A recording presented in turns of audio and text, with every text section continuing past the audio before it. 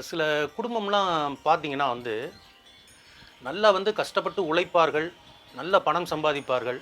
ஆனாலும் வந்து அந்த வீட்ல வந்து செல்வ செழிப்போ, பணமோ நிக்காது. அதுபோக வந்து மன ரீதியான பிரச்சனைகள் வந்து நெறையா சந்திப்பாங்க. நெறையா வந்து தடைகள் வந்து உண்டாகும்.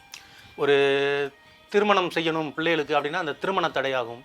இதே மாரி வந்து குழந்தை பாக்கியம் இல்லாம போயிரும் வந்து. எல்லாமே தடையாகவே போகுது அப்படின்னா, அதுக்கு காரணம் நம்ம குலதெய்வம் நம்மகிட்ட இல்ல.